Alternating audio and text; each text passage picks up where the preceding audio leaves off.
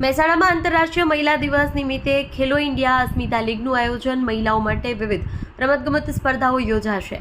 આંતરરાષ્ટ્રીય મહિલા દિવસ 2026 નિમિત્તે મહેસાણા જિલ્લામાં મહિલાઓના સશક્તિકરણ અને રમતગમતમાં તેમની ભાગીદારી વધારવા માટે ખેલો ઇન્ડિયા અસ્મિતા લીગનું આયોજન કરવામાં આવ્યું છે. યુવા કાર્યક્રમ અને રમતગમત મંત્રાલય, ભારત સરકારના મેરા યુવા ભારત વિભાગ, રાષ્ટ્રીય ખેલ પ્રાધિકરણ અને જિલ્લા પ્રશાસન મહેસાણાના સંયુક્ત ઉપક્રમે હેઠળ કાર્યક્રમ યોજાઈ રહ્યો છે. દેશભરમાં લગભગ 250 જિલ્લાઓમાં અભિયાન હાથ ધરવામાં આવ્યું છે. અમદાવાદના નિકોલ વિસ્તારમાં ક્રિકેટ સટ્ટા બેટિંગ પર એસએમસીની મોટી રેડ.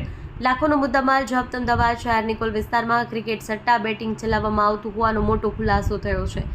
એસએમસી દ્વારા કરવામાં આવેલી રેડ દરમિયાન પોલીસે લાખો રૂપિયાનો મુદ્દામાલ જપ્ત કર્યો છે. માહિતી મુજબ નિકોલ પોલીસ સ્ટેશન વિસ્તારમાં સૃષ્ટિ લેવીસ એપાર્ટમેન્ટમાં આરોપીના મકાનમાં રેડ કરવામાં આવી. કાર્યવાહી દરમિયાન રોકડ રૂપિયા 1,82,000થી વધુની રકમ સાથે મોબાઈલ, લેપટોપ, ટેબ્લેટ, સોની ટીવી અને અન્ય ઇલેક્ટ્રોનિક સાધનો મળી અંદાજે 3,43,000થી વધુનો મુદ્દામાલ પોલીસે કબજે કર્યો છે.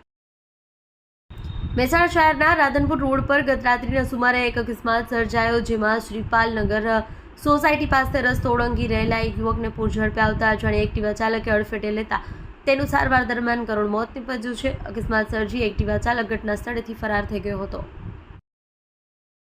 ઊંઝા તાલુકાના એડોડ ગામે આવેલા સુપ્રસિદ્ધ ગણપતિ મંદિરે સંકટ ચોથના અવસરે વહેલી સવારથી જ ભક્તોનું ઘોડાપુર ઉમટ્યું હતું. દાદાના દર્શન કરવા માટે મંદિર સંકુલમાં શ્રદ્ધાળુઓની લાંબી કતારો જોવા મળી. દિવસ દરમિયાન હજારો ભક્તોએ દર્શન કરી ધન્યતા અનુભવી હતી. થરાદ પોલીસે વાતડાઉ ચેકપોસ્ટ પરથી માદક પદાર્થ બ્રાઉન હેરોઇન સાથે 4 આરોપીની ધરપકડ કરી છે. તેમની પાસેથી 5.81 ગ્રામ બ્રાઉન હેરોઇન સહિત રૂપિયા 2,36,200નો મુદ્દામાલ જપ્ત કરવામાં આવ્યો છે.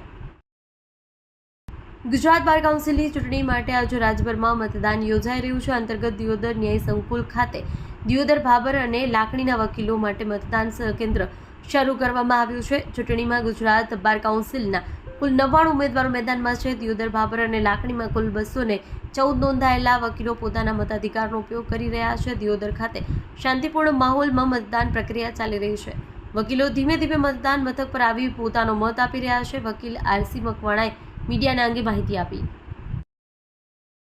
વાવ પોલીસ સ્ટેશન વિસ્તારમાં પ્રતાપપુરા સિંહ હાઈવે રોડ પરથી પેરોલ ફોરલો સ્કોડ વાવથરા જિલ્લા પોલીસે વિદેશી દારૂનો મોટો જથ્થો ઝડપી પાડ્યો છે અને હોન્ડા અમેઝ ગાડીમાંથી 430 બોટલ દારૂ મળી આવ્યો છે. કાર્યવાહીમાં કુલ 5,06,881નો મુદ્દામાલ જપ્ત કરવામાં આવ્યો છે. બનાસકાંઠાના ધાનેરામાં નાઈ સમાજના લોકોએ મામલતદારને આવેદનપત્ર પાઠવ્યું છે. રાજસ્થાનના બિકાનેર જિલ્લાના રણજીતપુરા ગામમાં સ્વયં સમાજની એક દીકરીની હત્યાના આરોપીઓને ફાંસીની સજા આપવાની માંગ સાથે રજૂઆત કરવામાં આવી છે.